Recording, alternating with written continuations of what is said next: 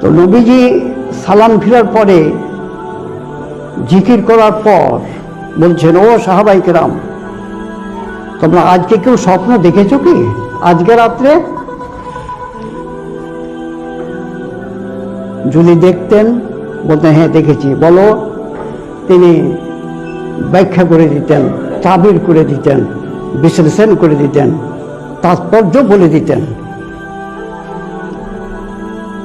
নবীজি বলছেন, আমি আজকে রাত্রে স্বপ্ন দেখেছি আমার 16 জন উম্মতকে দেখেছি 16 রকমের আযাব হচ্ছে।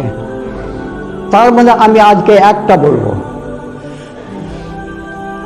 এই কালেমার প্রতি বিশ্বাস রাখলে কি হয়, মানুষকে যখন কবরে রেখে আসা হয়,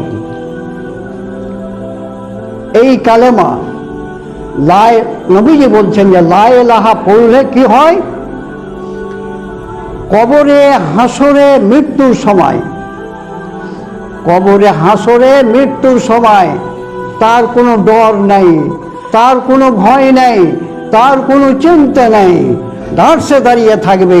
পৃথিবীতে যখন জজের সামনে যাওয়া যায়, কথা বলতে পারা যায় না, কথা সঠিক বলতে যে সে আর কোনো কথা বলতে যায়, সঠিক কথা বলতে যে ঈমান যদি থাকে, কালমার প্রতি যদি বিশ্বাস থাকে, কবরে চিন্তা নাই, মৃত্যুর সময় চিন্তা নাই, হাসরের মাঠেও চিন্তা নাই। নবীজি বলছেন, আমি আমার উম্মতকে দেখছি কিয়ামতের মাঠে যারা কালেমা পড়েছে তারা কবর থেকে উঠছে, উঠে মাটি ঝাড়বে, ধুলাবালিগুলো ঝাড়বে, মাথায় লেগেছে, শরীরে লেগেছে, কবর থেকে উঠবে, উঠে বলবে সমস্ত প্রশংসা আল্লাহর, সমস্ত গুণগান আল্লাহর, আজকে আমার চিন্তা নাই, আজকে আমার ডর নাই, আজকে আমার ভয় নাই। শুধু কালাম পড়লে হবে না, ঈমান রাখতে হবে, বিশ্বাস করতে হবে, আর ইসলামের বিধিবিধানগুলো মেনে চলতে হবে, পঙ্খরূপে মেনে চলতে হবে। একটা করব আরেকটা করব না, তা হবে না। নবীজি বলছেন, সে কবর থেকে উঠে আল্লাহর প্রশংসা করছে, সমস্ত প্রশংসা, সমস্ত গুণগান গুণকীর্তন ওই আল্লাহর জন্য।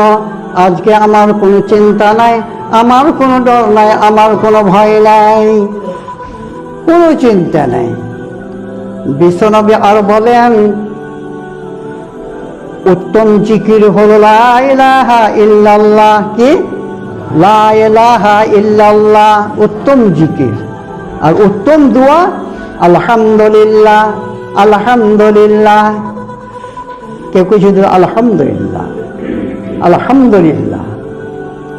ছোট মোটো কথাগুলো এত গুরুত্বপূর্ণ, এত নেকি, বলার শেষ নেই। বিশ্বনবী বলেন, সাদ্দাদ বিন আউস থেকে বর্ণনা করছেন যে আমি আল্লাহ নবীর দরবারে আমরা আছি, আল্লাহ নবীর দরবারে আছি। নবীজি বললেন, তোমরা সকলে বসো। আর গায়ের মুসলিম আছে কি এই জামাতে, এই সভাতে? কইলেন নাই। দরজা বন্ধ করো। আমরা দরজা বন্ধ করে দিলাম। নবীজি বললেন, বলো লা ইলাহা ইল্লাল্লাহ। সকলে পড়তে লাগলো হাঁটছে, লা ইলাহা ইল্লাল্লাহ, লা ইলাহা ইল্লাল্লাহ।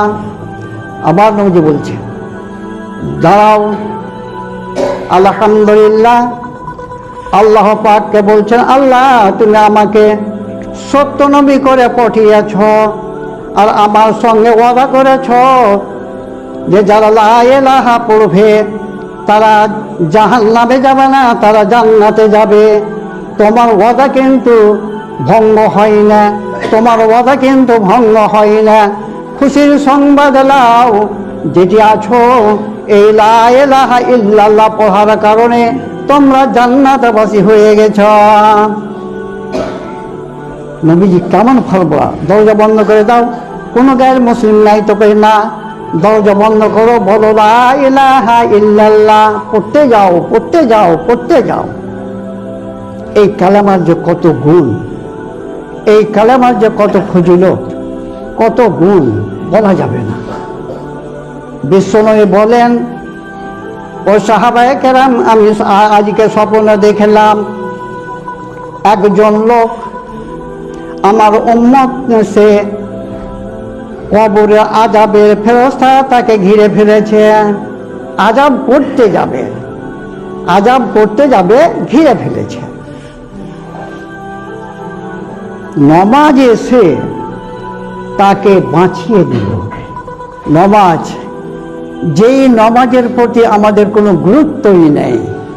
নমাজ কিভাবে পড়তে হবে, কিভাবে বসতে হবে, রুকু রুকু সিজদা, দাঁড়ানো সঠিক হচ্ছে কিনা, নবী যেভাবে করেছেন সেভাবে হচ্ছে কিনা। নমাজ এসে তাকে ওই কবরের আযাব থেকে বাঁচিয়ে দিল। বারা ইবনে আযিব থেকে বর্ণনা করেছেন, রাসূলুল্লাহ সাল্লাম বলেছেন,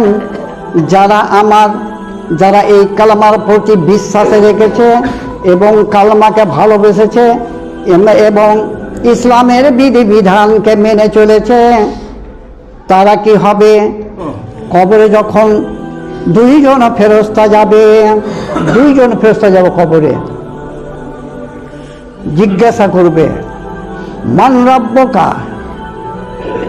নবীজি আরো বলেন, যেই ফেরেশতা কবরে যাবে, যেই ফেরেশতা কবরে যাবে, তারা কি যেমন তেমন নাকি? একজন যে অফিসার আছে, কথা বলার সাহস পায় না সব কেউ, শিক্ষা কথাটাও ভুল হয়ে যায়। কবরে কারা বলতে পারবে? যাদেরকে আমরা দুনিয়াতে তুচ্ছ মনে করেছি, সে ঈমান রেখেছে, বিশ্বাস করেছে, ইসলামের খুঁটিনুটিকে পঙ্খ রূপে মেনে চলেছে, তাদের কোনো ডর নাই, তাদের কোনো ভয় নাই। এমন ভয়াবহ ফেরেশতা, গর্জন, কর্কশ আওয়াজ। জিজ্ঞেস করেন, মান রাব্বুকা, তোমার রবকে? রব্বি আল্লাহ। কেন? কালেমার প্রতি বিশ্বাস রেখেছে, এই কালেমাকে ভালোবেসেছে, ইসলামের বিধিবিধানকে মেনে চলেছে। রব্বি আল্লাহ। মা দীনুকা, তোমার দিন কি ছিল? তুমি কোন ধর্মে ছিলে?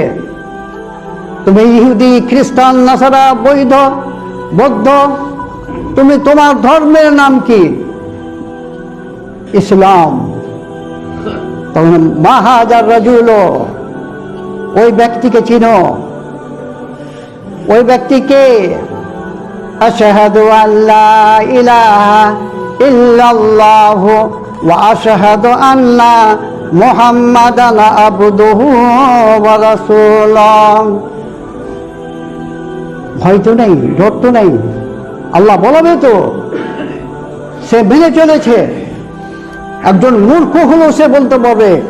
তাই নবীজি বলছেন, কোনো ডর নাই, কোনো ভয় নেই। মৃত্যুর সময়, কবরে, হাসরে কোনো সময় ভয় নেই, ডর নাই। বলবে, আমি সাক্ষ্য দিচ্ছি, আমি সাক্ষ্য দিচ্ছি, আশহাদু আল্লা ইলাহা ইল্লাল্লাহ, আল্লাহ ছাড়া কোনো মাবুদ নাই, ওয়া আশহাদু আন্না মুহাম্মাদান, আমি সাক্ষ্য দিচ্ছি উনি হলেন মুহাম্মাদুর রাসূলুল্লাহ সাল্লাল্লাহু আলাইহি ওয়াসাল্লাম, আল্লাহ রসুল এবং আল্লাহর দাস। আকাশবাণী ক্ষণ চলে এলো। কি এলো? আমার এই বান্দা কাদ সাদাকা আব্দি, সত্য বান্দা, সত্য বান্দা। ফাফরেসুহু মিনাল জান্নাত, অলবেসুহু মিনাল জান্নাত, এবং ওয়াক্তাহুল বাবান ইলাল জান্নাত। জান্নাতের লেবাস পরিয়ে দাও, জান্নাতের পোশাক পরিয়ে দাও, জান্নাতের দরজা খুলে দাও। খবর হয়ে আলো, ভয় পায়, ভয় পায়।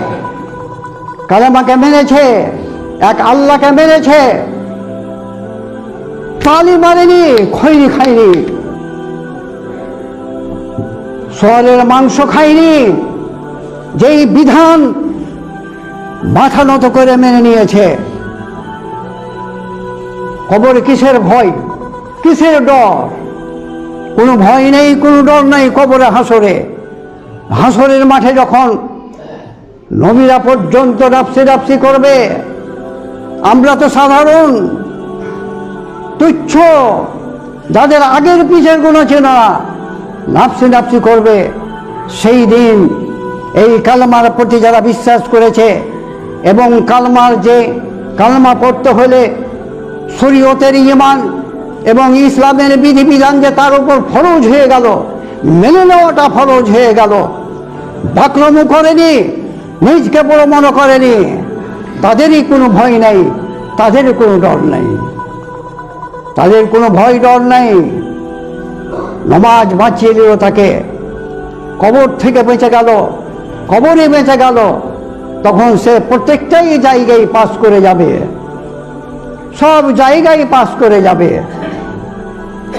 বিশ্বনবী হযরত মুহাম্মদুর রাসূলুল্লাহ সাল্লাল্লাহু আলাইহি সাল্লাম বললেন, সে কি হলো? তাকে কবর থেকে বাঁচিয়ে দিল, কবরের ফেরেশতারা আযাব থেকে, শাস্তি থেকে তাকে বাঁচিয়ে দিল, বেঁচে গেল সে। নবীজি আরো বললেন, আল্লাহ পাকের নবী আরো বলছেন যে নামাজ পড়েছে, কেমন ভাবে নামাজ পড়েছে? নামাজ শেষ করবো আবার বিড়ি টানবো, নামাজ শেষ করবো আবার কোনো জায়গায় যাব। নামাজ যে স্থিরভাবে পড়তে হবে, যে কথা বলেছে, কাদা আফলাহাল মুমিনুন আল্লাযীনা হুম ফি সালাতিহিম খাশিউন। কবরে কারা বাঁচবে? কারা বাঁচবে? ওই কাদা আফলাহাল মুমিনুন, ওই মুমিনেরা বাঁচবে, ওই বিশ্বাসীরা বাঁচবে যারা নামাজ পড়েছে, আল্লাহকে দেখতে পেয়েছে কিংবা আল্লাহ তাকে দেখছে, এবং খুশু খুজুর সহিত নামাজ পড়েছে। আলহামদুলিল্লাহি রাব্বিল আলামিন, সমস্ত প্রশংসা আল্লাহর, যিনি দুই জাহানের মালিক, আর রহমানের রহিম, যিনি পরম করুণাময়, অসীম দয়াময়, মালিকে ইয়াউমিদ্দিন, যেদিন কিয়ামতের মাঠে আল্লাহর দরবারে দাঁড়াইতে হবে, হিসাব দিতে হবে। সেই দিন প্রভু তুমি যে হিসাব নিবে, বিচার দিবসের মালিক তুমি।